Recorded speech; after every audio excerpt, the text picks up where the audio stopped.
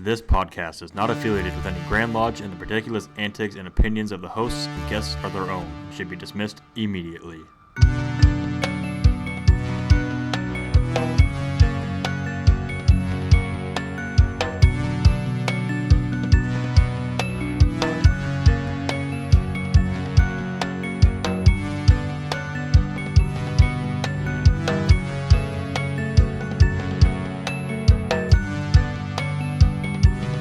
Hi, welcome back to Studio 357 Masonic Podcast. Very happy you're here. Joining us, we are at Annual Communications. Yes, we are. Some of us are dressed for it, too.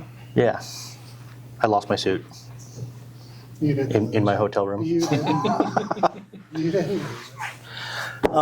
We have a very special guest with us tonight who happens to be in town from Virginia. Can I say where you work? Yeah, go ahead. He works at the George Washington Memorial. George Washington Masonic National Memorial. That's what I said, yeah. You've gone off the rails already, Jim. He's got some cool stuff going on. He's got a Yes. cool, let's start with a cool name. Yeah, James is an amazing name. yeah. He's also from western Nebraska, where I spent quite a bit of time. He got his undergraduate from the best university in the world. In the world. In the world. In the world? In the world. And I believe he's probably also a fan of their football team. Is that true? Depends on the season. So you haven't been a fan for a little while. Fair weather fan. What do you say, fair weather fan? It's a love-hate relationship. I love them, and they just seem to not love me back. We both attended the University of Nebraska at Lincoln, so proud alumni. And do you happen to also be in Lodge 1, which did you know was the oldest lodge in Nebraska? No. Jim keeps reminding me, so I thought I'd beat him to it this time. You do understand that 1 is the first number, so therefore it probably Yeah. would be. It's also the loneliest. Yep. I Yep. hear that too. Glad you went there. I grew up, if you've known my father, I grew up with very eclectic music taste. Who's your father? Little I'm guy. sorry, that's a joke. We weren't going to step on it because we're proud of what he does, but his dad just happens to be the outgoing Grand Master Yep. for the state of Nebraska. Yep. But he doesn't have a cool job like me. That's true. I mean, you do have a pretty cool job. I do have a pretty good job. Very happy with my job. So let's jump in real quick. What have you been up to, Jim? Well, apparently I've gone to annual communication at Kearney. That's actually been most of the plan coming up, so yeah, excited to be here. James, what have you been up to the last couple of weeks, Masonically? Masonically, Yeah. here at Annual Communication, having my little booth down there right next to y'all, so we're throwing paper airplanes back and forth. Yep. Spitballs. I mean, no, Among other things. I didn't do that. And yeah, just here at Annual Communication. Yeah. Unfortunately, I had to skip my Royal Arts meeting back in Virginia to come here, so. Oh, man. Just for us. That was really nice of you. Just for you. What have we been up to, Bubba? We did, I opened Lodge for the first time as master last night. Congratulations. Yeah. And I didn't. Did it go okay? Yeah, it went good. Wow. Yeah, Lodge it still actually there? went pretty No good. Hellfire and I brimstone? remembered And he most did of it. We're sure about okay. All right, I'll take your word for it. I didn't even stumble. I needed a couple of cues from our chaplain. We always go from the outgoing master, so our immediate past master goes to chaplain. Okay. Just so he's there to, Makes sense. little pointers and tips. But yeah, just a couple of cues and I nailed it. Big pimpin'. Nice. Well, Sorry, I didn't mean to get some on you. Congratulations. I'm sorry I missed it. Yeah, me too. No, I'm actually glad you missed May it. not ever get to see that again. Yeah, because I'll probably never get it right again. What have you been up to? Same as you, Yeah, good story. pretty much. Yeah. Man of many words. Yeah, I had the lodge meeting yesterday, annual communication today and tomorrow. That's about it. Yeah. I lost 15 pounds. Yeah. I don't know where from. I probably found 15 pounds. Well, I mean, it's got to go somewhere. Went straight to my hips. Never mind. We'll do a quick shout out to our show sponsors, Homeward Handyman Services, bricksmasons.com for all your regalia needs, the Insurance Center in Fremont and Elkhorn, Nebraska, for literally every kind of insurance you could think of, the Corporal Dagan Page Foundation, and masongearshop.com, which they have the lodge function on there. They sell our stuff, they sell their own stuff. You can also go on as a lodge and get some artwork approved, and then your lodge members can just buy one shirt at a time or 10 shirts. Your lodge doesn't have to spend, $1,000 on 100 T-shirts, and then hope you got the right sizes for everybody. Well, and then I'll give a shout out to Brother Joe. I just got my last T-shirt that I ordered from him with a handwritten note. Yep. And I know it was handwritten because it had a personal message specifically for me. So that great care and detail is very much appreciated. It is. The way he runs his company and the products that he sells are top notch, easily. All right, that's it. Let's go home. Show. That's all we're doing. Time to hit the hospitality room. We'll get there. I'm drying out here, Jim. All right, you're up. Can you read that? Not a chance. How about that? You want me to make it bigger? You might have to make that bigger. There. How's that? Can you read that? What brought you to Masonry, and what keeps you here? So it's kind of an interesting story. So, my mother lodge, James Leeton Lodge 294 in Kimball, Nebraska, named after my grandfather, who was a past Grand Master. Wow. He was a past Grand Master at that time. My earliest childhood memory was my father's installations master of the lodge. My grandfather was the installing officer. Wow, that's cool. And he pulled his kids aside and said, there's going to be a part of the ceremony where I'm going to need some of y'all's help with.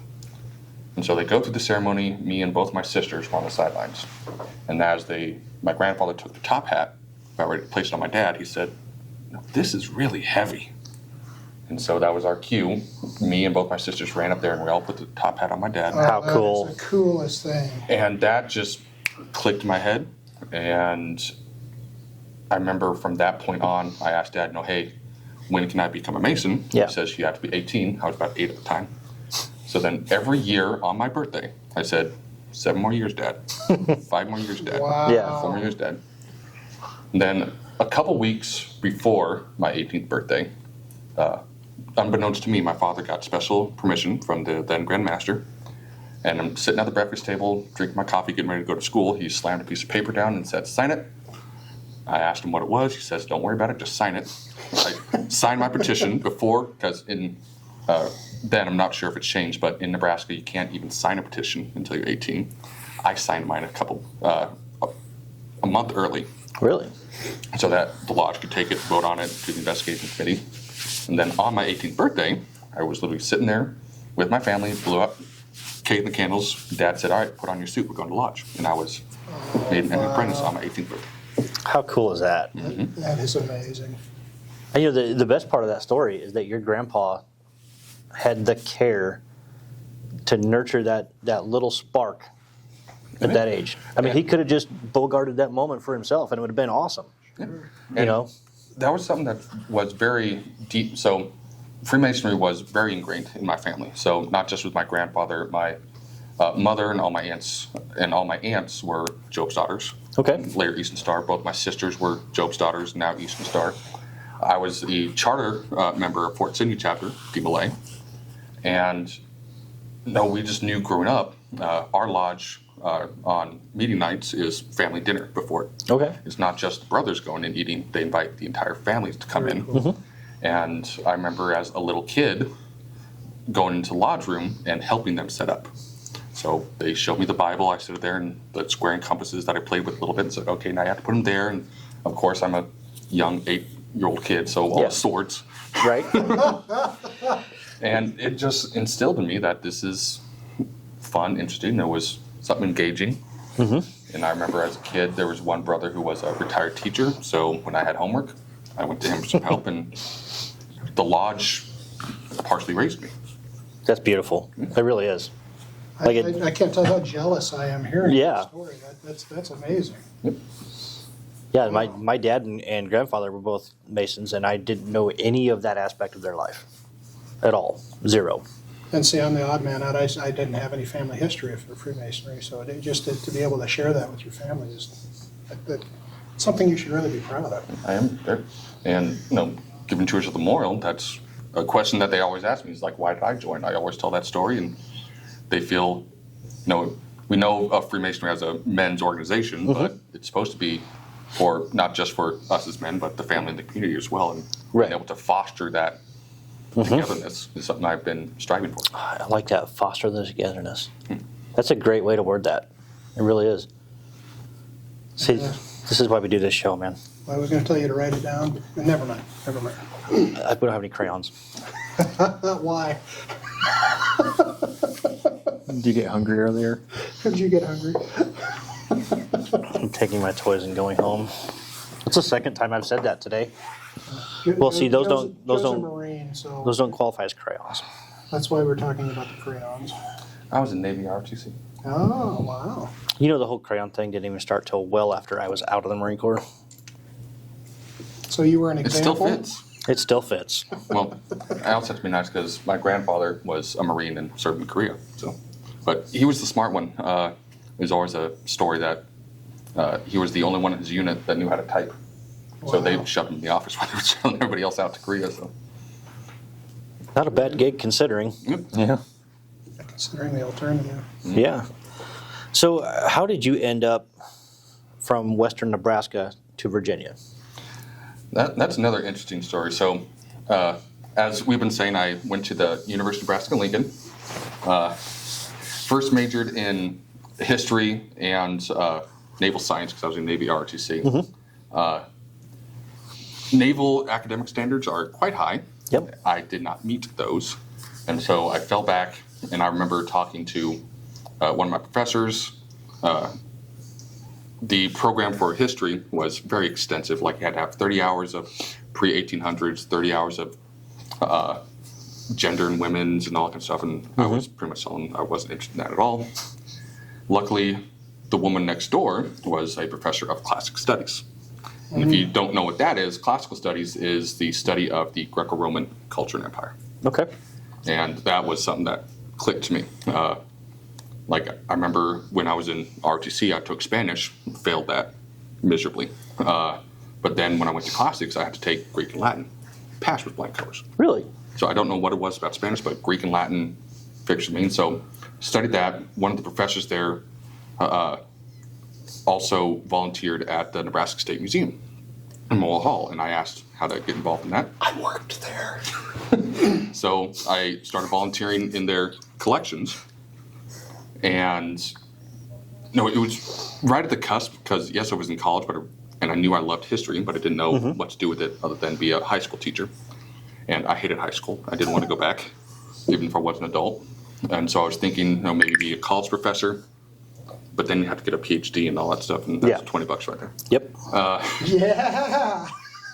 But then I got into museum collections. The way my wife describes it, like I'm Smeagol up in my tower with my preciouses, and there was Yes. and Mental image right now. It's burned in. And that's how it felt. Just like, hey, I have all these treasures. Like we had, like they had something up there. It was a dental instrument, a bronze hook that they found in Pompeii. Really? That was donated to the Nebraska Museum by William Cullen Bryant. And so just that whole history around it, and just like I'm holding in my hands this thing with not just ancient history, but modern history, and I didn't need anybody else to sit and talk to. I'm here by myself with my treasures, and that's all I needed, and fell in love with it.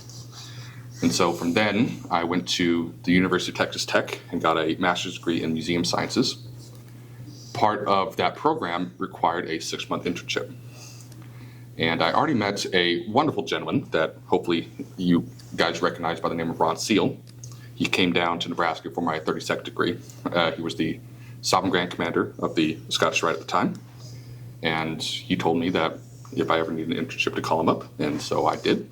I called him up, went to the House of the Temple, spent 6 months there, working with Arturo de Hoy's and in their collections. And after the 6 months were up, the memorial was right there, and I started as a tour guide there. And I started there as a tour guide and started kind of working my way into the collections. Now, collections manager. Hell yeah. It's just amazing when somebody can take something that they love that much and work with it on it. I bet you don't even feel like you go to work. You've got to enjoy it for the most part. There's times. I'm sure. That's in every job. When there's deadlines. And, All right. Yeah, I can imagine. But that part fascinates me. He hates it because we go on vacation. I'm like, I want to go to that museum. He's like, Dad, I won't spend all day in a freaking museum. But I love it. Sometimes it's okay. I like going. And it's something that my wife chastises me because I've seen behind the curtain. So like now when I go to museums, I don't look at the objects. It's like, how's the lighting? That was really interesting. Yeah. How did they do that? Like I instead of looking at that, I look at everything else, and she doesn't like that about me. So it's kind of a curse. Yeah, because I'll sit there looking at one thing for like 20 minutes. It's like, hey, there's the entire other museum you can look at too. So. They could have built that case so different. Yep. Yeah. I'm the same way with military movies. Yeah. Very few of them have any accuracy. Full Metal Jacket is pretty accurate. I finally convinced my wife to watch Hacksaw Ridge. That's a pretty good movie. Yeah, that was pretty good. And a true story. Good. Yeah, had no idea who Deborah Dawes was, and I had to explain the entire thing to her, which was she found fascinating. Yeah, and a lot of people don't realize till the end of that movie that was a real deal. Yep. You just gave it away. Yeah, it's fine. Spoilers. It's fine. Nobody watches this anyways, Jim. Oh, that's right. Ah, come on. You'll get used to it. I'm going to watch it. I'm going to tell my laws to watch it. Hell yeah. Maybe, Now you've seen behind the curtain. Maybe you don't enjoy it nearly as much. As long as you edit my good side. right. Or my good side. I don't really have a good side. Let me know if we find one on me. I'd like to know if there's a good side. Well, your hair's a little messed up. No.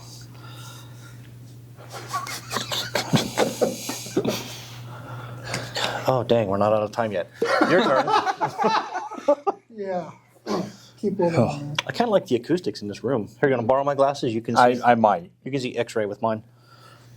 How active are you in the fraternity in Virginia, and what bodies do you work with? I actually had a discussion with my nephews, and I don't know what pocket I put them in, but I now have an entire wallet just for all my dues cards.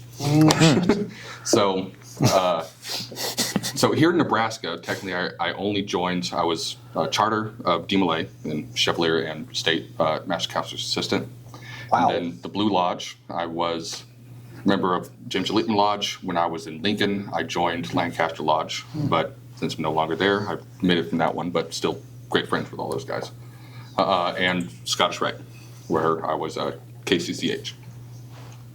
Since going to Virginia, I've now joined the Royal Arch, which Virginia is quite unique. In Virginia and West Virginia are the only two states that have combined Royal Arch and Cryptic Council. Oh, So we only have one dues card and only pay one dues. All other states are the York Rite, but they're two separate bodies. So joined the York Rite there. I'm currently serving as the captain of the host of the Mount Vernon chapter in Alexandria, Virginia. And then I joined the Knights Templar Commandery that actually meets at the memorial where I work. So fantastic commute, just down the stairs. Old Dominion Commandery, I'm serving there as the senior warder, but probably by the time this comes out, we're about ready to switch over. So I'm going to be moved up to junior warden of the commandery. It'll be out Monday. Yeah, okay. Then probably not. So still warder. Okay. And I also got invited to be part of Allied Masonic Degrees.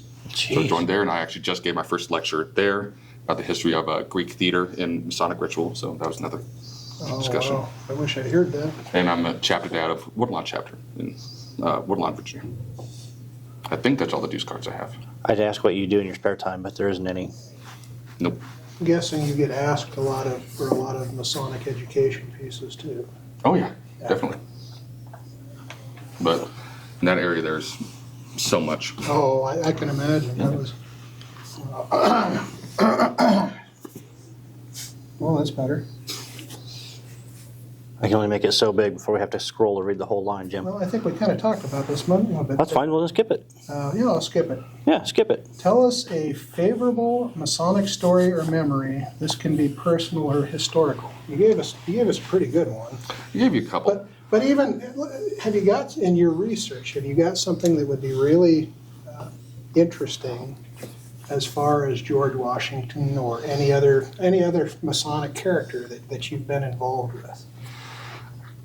In my line of work, it's fascinating because we keep, one of the blessings and curses of being a professional museum collections manager is not many people realize how much work it takes. They think that, it's just grabbing a whole bunch of stuff and putting it in the closet. But there's a lot of work going into it. Paperwork is a big thing, especially provenance research and all that. Yeah. But I keep on finding more things, and I'm happy that I find more things, but then I get really upset when there's no paperwork to it. More work. Yeah. Several things that I've found. Like one day I was going through it and found just little tiny Bible and with a set of wooden square compasses. And then there was a little card in the Bible. Pulled it out, read it, and it said that this Bible and square compasses were used by President Gerald Ford when the Royal Arch degrees were communicated to him in the Oval Office in Washington, D.C. Really? Yep. I'm just like, where's this? How did it get here? No paperwork. Yeah. And now we have to So figure out you just found this in the collection. It had ended up there somehow, but Somehow. you don't know how. Interesting. So how do you go about proving the provenance of it? Like, how do you research that? There's many ways. Unfortunately, there are places where pretty much the line ends, but at least with this one, I believe it states I think it was Mount Vernon chapter in Alexandria, so then we'd have to contact them. Okay. Say, okay, when did this happen? Who were they? Do you have any minutes where you said you donated it? Or, sometimes it's stuff where they might, Mount Vernon chapter used to meet at the memorial.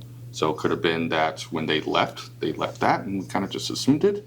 Or did they actually donate to the memorial? And so it's a complicated, like, legalese process that we have to go through. Yeah. Your job sounds cooler and cooler every minute. Well, it sounds like a lot of work. The paperwork, and Yeah. Is there an insurance part of that too? You've got to get things insured, and yeah. Oh, yeah. Sure. Especially fine arts coverage, that is not cheap. I wouldn't think so. Nope. Well, one other interesting thing that we actually do have the full provenance of that we're really excited is that we have this wooden chalice that we have on display, and that was made. Holy Grail. I wish. But it was a wooden chalice. It was actually made by, hopefully I'm saying his name, Jonathan Stewart, who was one of the undertakers when they reinterred George Washington. Not many people know that George Washington actually was buried twice. He was originally buried in just the family crypt in Mount Vernon. That crypt was sustainable to flooding, so they reinterred him, and he was one of the undertakers that oversaw that. And when Washington was originally buried in a wooden wooden casket with velvet lining, it was absolutely beautiful. But because of all the flooding, the casket was no longer viable. So he took some of the wood from that casket and made two chalices, and we have both of them, and we have one on display. So that chalice was once encompassing Brother Washington. I'll be honest, that might be, in the Masonic world, that might be right up there with the Holy Grail. We also have his apron and losh of his hair. We have a whole bunch of Washington stuff. We're going to need a field trip. Yep. Hey, come on down. We need to take a field trip. Is there any of these that we didn't cover yet, Jim? I'm sorry, I didn't pay attention to you when you spoke of which one you asked. Is He Masonry asked 5. Is Masonry different in Virginia and Nebraska? Yeah, I mean, no, different jurisdictions have different. It's subtly different. So one thing that really threw me is so they do not have a cipher. Everything is mouth to word. Wow. Iowa's that way. Yep. And they don't have short form. It's full form catechism. And the words are just different enough because I remember when I was here, I was taking some of the proficiency classes. And I think it was like one class away from being proficient in Masonic work. Then I go over to Virginia, and the words are just different enough that one of our brothers, who's like our ritual master, keeps on smacking me upside the head saying, "Get that Nebraska BS out." I'm just like, sorry. And Another thing that I find very interesting that I wish more lodges would, when they close a Master Mason's degree, instead of just, no, I certify and I close, the Master actually invites all the brethren to assemble around the altar. They close the lights. He gives the closing charge. Now we're about ready to quit the sacred band and retreat with the world, yada, yada. And it's a lot more like intimate experience that I get a lot more. I kind of like that. Yeah. Well, if you're ever down, come join my lodge, the Alexander Washington Lodge, chartered by George Washington in 1778, who's our charter master. So if you really want the Washington experience, come on down. I would very much like that. That'd be pretty cool. You just sold your house. Can we plan a trip? I mean, You're invited. I can afford it. Oh, absolutely. Well, he'll pay for Jim too. I mean, I could afford it, but couldn't afford the acreage. Just making Oh, yeah. sure we're watching time there. Yeah. I have a secondary Should we timer. take it? Oh, Look at this. Secondary. Yes, Okay. on my new phone. It's very bougie. Pinky's out, gentlemen. All right, we're going to take a quick break. We'll hear from a couple sponsors, and we'll be back, maybe. At Homeward Handyman Services, we pride ourselves on being honest and giving every job the attention it deserves. Owned and operated by a Master Mason with 2 decades of expertise in home repair. We are bonded and insured, and we carry the highest standards when it comes to taking care of your home. Whether you need a faucet changed or a light remodel, we can take care of your home improvement needs. Call Michael at 402-915-0824 today for a free estimate.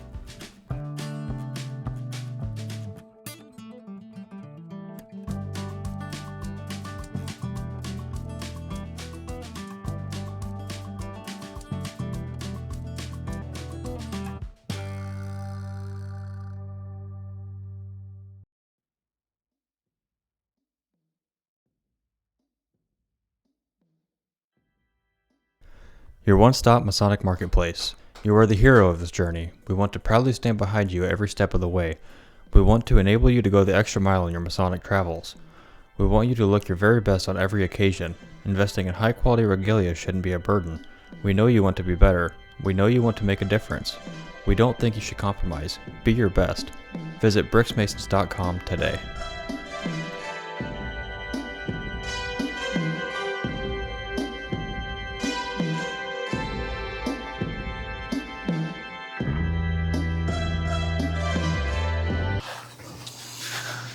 I'm old. Welcome back. That was an amazing message.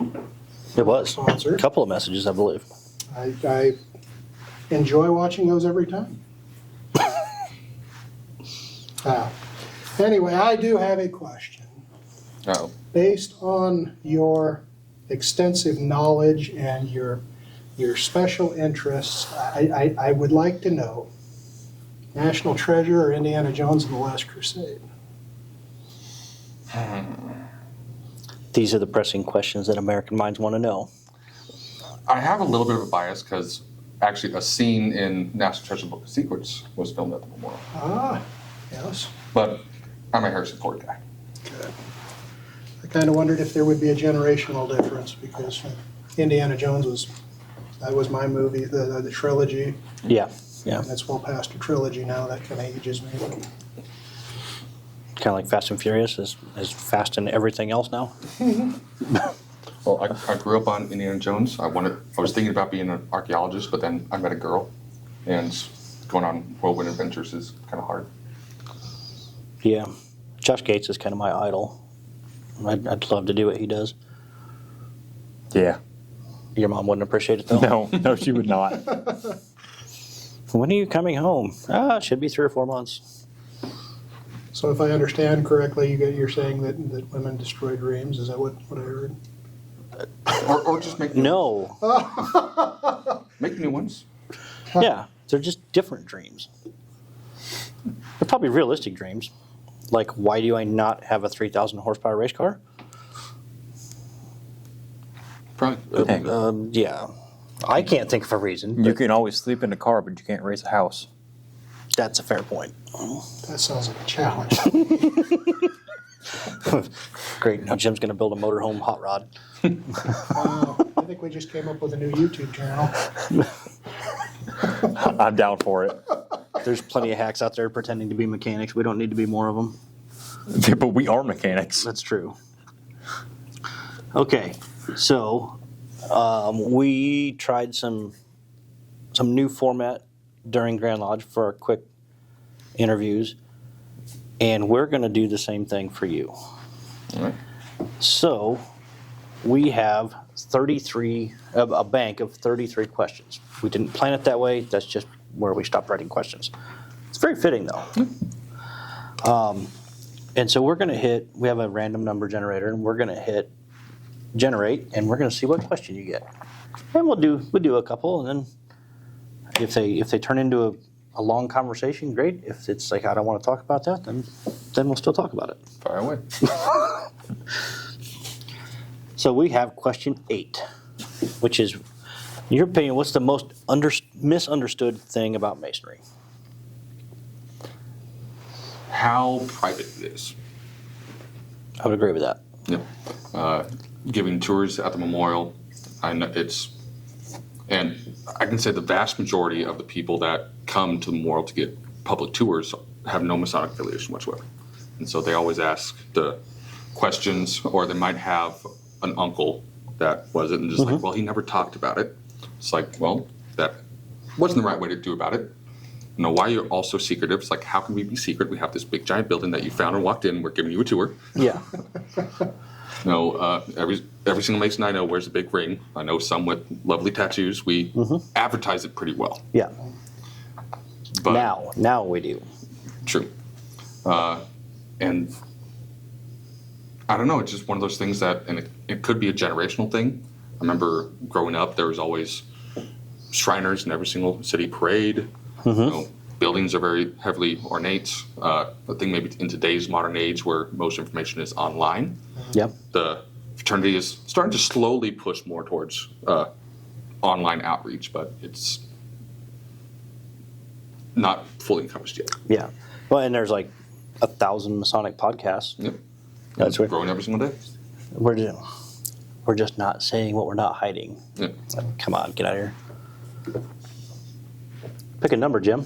Well, actually, I thought of a question. Oh, I'm oh. curious. Back up the truck. Because growing up in smaller town, you're living in a larger area Yep. now. Are there any, I mean, there's obviously differences. Do you have a preference? Or is there something that you like in the smaller community versus the bigger when it comes to Masonry? Pros and cons. It's one of those things that it's like, think between like the best way I can think of is like low church and high church. No, I love being in smaller places where I know the guys a lot more. You know, we're much more friendly. It's a much more relaxed atmosphere. Heck, I grew up with most of the guys from my lodge here in Nebraska, and then you go to such a huge dichotomy of Alexander Washington Lodge, which is still a group of guys, and I still hang out with them. It's still good, but they also have this air of this is the lodge of George Washington. So, like, we meet twice a week to go Really? through. Yeah, twice a week. We practice ritual. We hang out. We do study groups. You show up to lodge in a tux. All the officers wear white tie. We're dealing with objects that they have, like Washington's apron, the trowel that George Washington used at the cornerstone of the United States Capitol. So it's a huge switch, and there's parts of both of it that I enjoy. And you can't have one without the other. I think. Yeah. I don't know. I'm all for visiting your lodge, but I'm not wearing a tux to a lodge meeting. Oh, visitors, they don't care. Oh, yes, sweet. I'm in. As long as you don't. I think I would wear show up in the Dumb and Dumber powder blue and orange. Not happening. Oh, okay. I'll wear my very nice suit. Customarily a dark suit, but Yeah. like we've had. I remember we had one early morning on Saturday morning. We had, I think it was a fellowcraft degree, and we had somebody that was on a tour from Texas, and like he kind of managed to like turn the corner, and he saw the Tyler sitting there, and it's like, hey, I'm so and so. I have my dues card. I'm from Texas. Can I pop in? And he's like, oh yeah, come in. So he's in shorts and t-shirt. And, Oh, wow. And he sat in for a fellowcraft degree. He was definitely stuck out like a sore thumb, but he was welcome just like every other person that comes in. So yeah, I've told everybody in our lodge, before my year in the East, I was like, I prefer you don't show up in shorts, but I'd rather have you in shorts than not have you at all. Yep. You know, so. Now you want to pick a number? Well, I can. Let's go with 23. 23. Is there anything you haven't done Masonically that you wish to accomplish? That's a good one for you. I have yet to be in the advancing line. Really? Yep. Growing up, I've always been, I think the highest office I've held was senior steward at my mother lodge. And then I was in college. And then after that, I was in grad school. And after that, and so, yeah, I've yet to settle down for long enough. Hopefully now I'm starting to maybe possess for the lines. So it was always in the past, it was a circumstance thing and not a choice, because I was just wondering if you'd seen behind the curtain based on your family history and saw what was involved in that. Or... No, there was definitely some times, and people have, asked me if I wanted to. I remember this is when I was in grad school. I think the lodge I was visiting down there asked if I'd like to be. And it's like, one, I'm in grad school. Like, my head's in the book for 40 hours a day. Yeah. And I was also only there for 2 years. Kind of hard to progress, and I didn't want to screw anything up. When I was in undergrad, I was in Leininger. Russ Reno was the secretary, and another whole group of guys. But they and I love looking back. I love them more now because they did pressure me. Because I was a young 19-year-old kid, and I was like, hey, I want to be in the line. I want to be in line. And they were just like, you have more important things. We love having you here. We love doing the ritual, but focus on just being a student. And looking back, I appreciate that. Yeah, hindsight is, there's a lot of clarity. Yeah, at the time we knew it all, but looking back. Mm-hmm. What about you? You want to pick a number? 30. 30. Question 30 is, how could lodges or masonry in general reach untapped audiences? I actually just read a paper about this recently. Not specifically masonry, but I think it taps into it, about how young people in modern age and why they're looking more towards electronics. Mm-hmm. If you look at how the world has changed recently, when we were kids, at least when I was a kid in my small little town, my mother kicked us out and said, don't come back until the lights turn back on. Yeah. Now, there's no loitering signs, no biking signs. Mm-hmm. Don't stay here. If kids do hang out in a park, they get somebody coming out yelling at them. Movie theater tickets, $30. Yeah. Popcorn there, $30. You go to a mall, everything there, even Hot Topic, cheapest thing's $50. Yeah. Kids don't go out and try to be more social in the outside, though apparently in this paper, they said there's a drive for them to want to be more sociable outside, but the only thing they can reasonably afford or not be yelled at for is sticking their head behind a computer. Mm-hmm. Yeah. Yeah, I think people need physical interaction. Mm-hmm. Well, and I'm curious myself, the generational difference. You got that one side, but I think we've also got older generations that COVID put a real damper on being able to meet, and people got used to not meeting, and so I think there's kind of a, the older you get, the harder it is to make friends. And the idea of going, if you were involved heavily in a lodge, that's fine, but if you weren't involved in something and now you've been cooped up for a year and a half, getting back involved in society and finding friends in our older generations is difficult. I think there's a great opportunity in masonry for that. And that goes to one thing I've heard, and I've been shouting to the rooftops ever since I've heard it, that we have to get away from this idea that masonry begins and ends at monthly meetings. Yeah. Mm-hmm. There's so much more with masonry, and the meetings are great, and we want to have as many people there, but go for a cookout. Have brothers hang out, or just go to lodge and just hang out and do a education session. Someone finds a paper that they really want to talk about, or practice ritual, catechism, whatever have you. Or we're firm believers on it, at least Heath and I are, and I'm sure Jim would share the sentiment that 99.5% of Freemasonry happens outside of a tiled lodge. I mean, you ask people why they're still here, the answer is almost always fellowship. I mean, you meet the best friends you've ever had. I would agree with that sentiment that 99% it should be. It didn't, in the places where that's not happening, it should be. Yeah, I would agree with that sentiment. Is there anything in Virginia that they do as far as fellowship that would you see different than you saw in this area? It is quite different. It's something that they, one weird rule that the Grand Lodge of Virginia has is alcohol cannot be present in the lodge room or in a lodge building. So I know here, like I know some of my fondest memories in Scottish Rite, they have the whiskey takes and all that stuff. Can't happen in Virginia. It's completely dry. So lodge members go to bars outside. Like I know our lodge goes down to the Theismans, and we hang out there and we do fellowship, but they do a lot more outside that isn't alcohol based. I know it's not just fellowship, but our lodge has Esoteric Corner, and we actually have a YouTube channel, so you can search it up, where we pull people and they give lectures on history, esoterics, and all that kind of stuff. Really? And it's a Google Meet, so people show up in their dining room or their kitchens and hang out and learn. That's awesome. I'm gonna check that out. Yeah.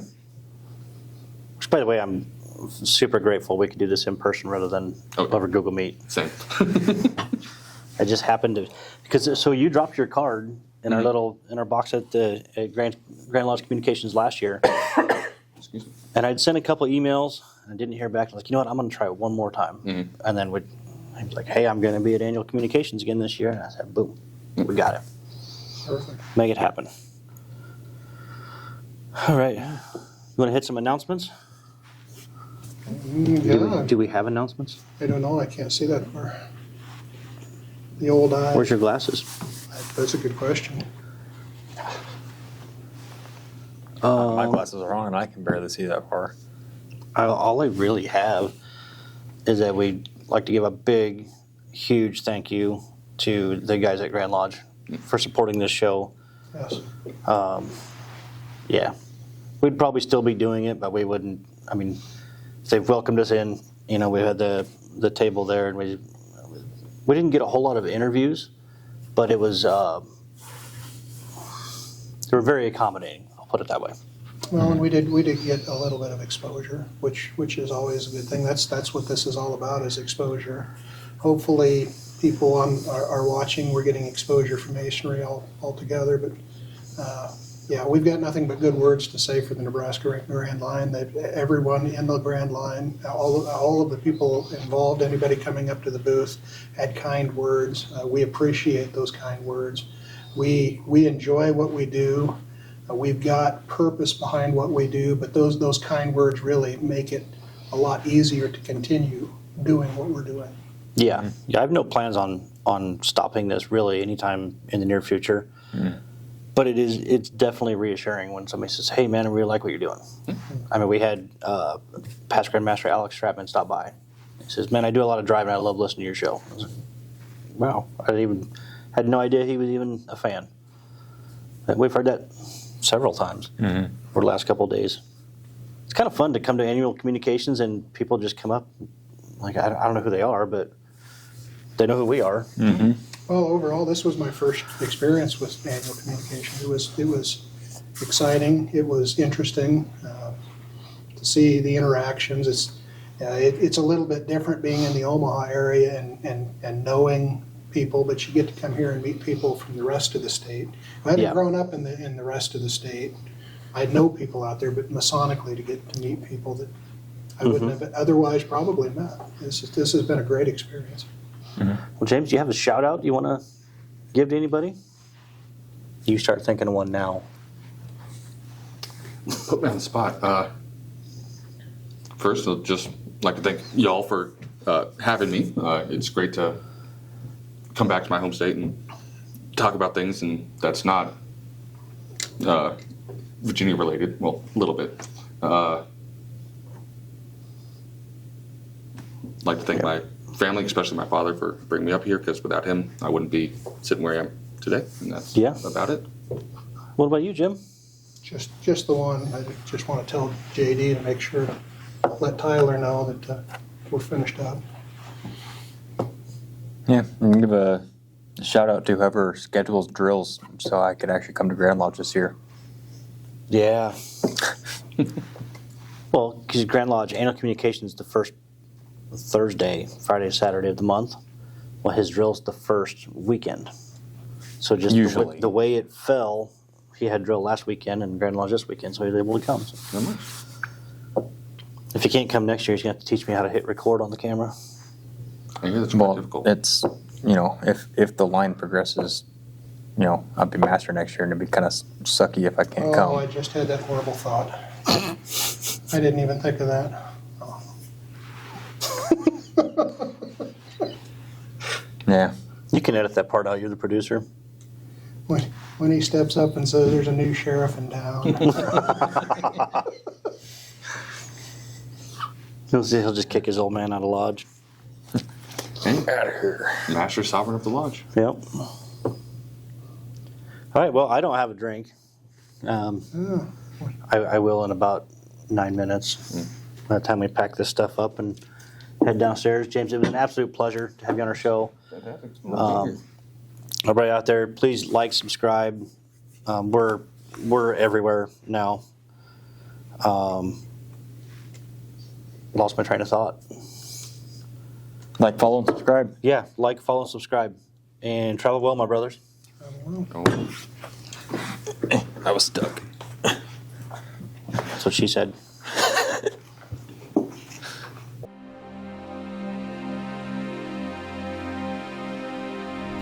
Demonstrate that love never ends through the commitment to support past and present service members, the communities that surround them, and the loved ones of those whom we will never forget. Visit deganpage.org for more information.